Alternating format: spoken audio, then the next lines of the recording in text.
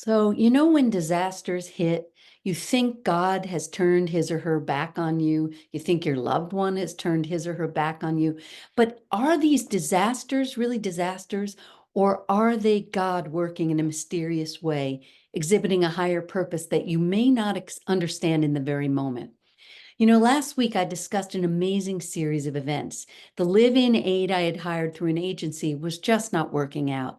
And that aide screamed at my neighbor who was walking her dog, and my neighbor was so horrified, she walked up to me and said she'd help me find someone else.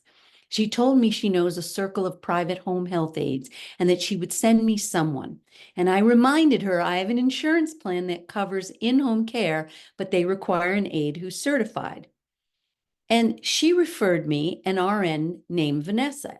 At, at first, Vanessa told my neighbor that she wasn't free to help me because she works in her husband's real estate business, and they had 4 unsold spec houses. But as soon as my neighbor placed the call to Vanessa, the houses magically sold. So when Vanessa came to meet me, she said to me she felt all kinds of energy pulsing through her body. She was in the midst of a divine experience, she told me.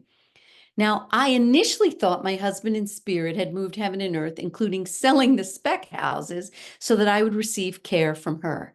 But now, in retrospect, I realize she was sent so that I would care for her, not the other way around. And as I told you in last week's video, when she met me, she revealed that she was grieving her brother, who had been a mechanic. And when he was under the car he was working on, the jack failed, the car fell on him, and he was mortally crushed. So she told me that she was so upset because they were estranged at the time of his fatal accident. And at that moment, her brother came through, and I saw him imitating a drag queen. And I thought, WTF? And I told her this, and she said he used to say that he needed to keep his distance from his siblings, who were all girls, or else he'd turn into a girl. OMG, right? So that he came through so clearly and joked in this way brought her so much peace, and she told me she already felt such profound healing. When she left, we agreed she'd start helping me on Monday when the other live-in aide was set to leave. So Vanessa arrived on Monday this week, and I went into an online session. And when I came out, Vanessa was shaking and she was trembling. And I asked her, what's wrong? And she said that she and her family are living in one of the 4 spec houses that sold, and the buyer had orally agreed to let her and her family live in the house until the end of March, but he changed his mind and she has to leave right away to go home and pack, so she had to leave me. Well, I was so upset by this because now I was going to have to spend the day and night without assistance, and I need help. I'm wheelchair bound here. So she arranged to have her friend Maria, a home health aide, come to me the following morning to take her place. So Maria arrives the next day, and I spent hours downloading and printing a new set of independent contractor forms so I could get Maria paid. And after spending hours filling out the forms that I'd filled out the day before for Vanessa, I got to the page in which I needed to provide the aide's certification information. So she hands me her certification, and I am shocked to see she's certified in New York, not Florida. I went cold. Now, I knew my insurance wasn't going to pay for this woman because she's not licensed in the state she's working. I called my insurance. I spent hours trying to confirm my worst fear. And finally, after a series of runarounds, they said, of course, we're not paying. So she says to me, well, you can pay me out of pocket. Huh? I have insurance that pays. Why would I pay out of pocket? And I told her I never would have hired her. I never would have had her come in the first place if I'd known she wasn't properly credentialed. So she acted like a little child and she said, I didn't know. It's not my fault.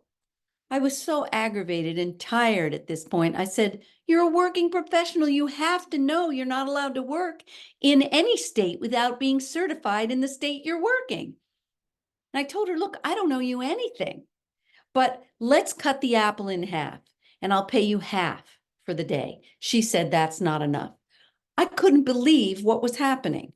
So I called Vanessa and she said that she's not licensed in Florida either. I said, what?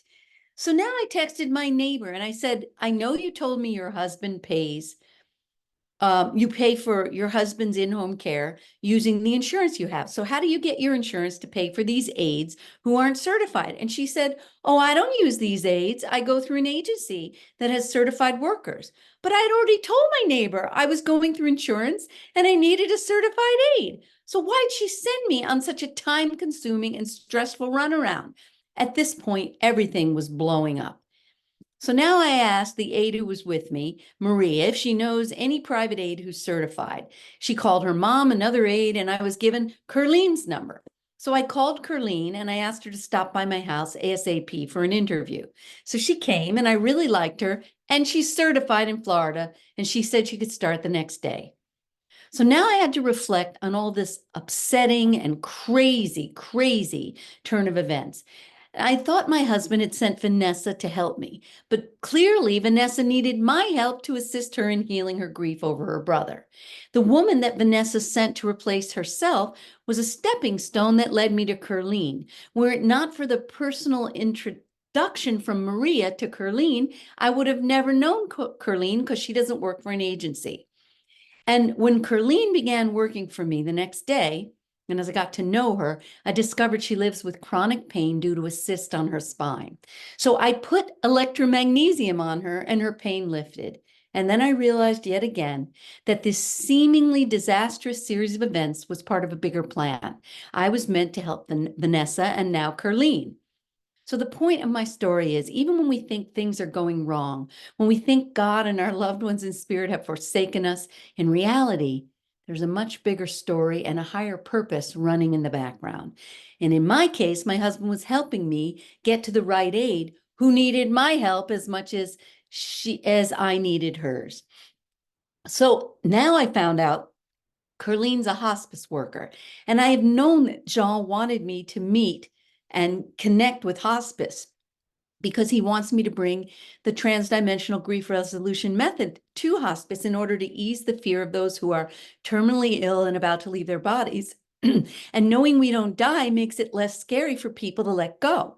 And this knowledge that we don't die makes it easier for our loved ones who are left behind on the earth plane to lean into the peace of knowing that they're going to be able to maintain a relationship with their loved ones after they leave their bodies. So now this incredible bumpy ride all makes sense to me.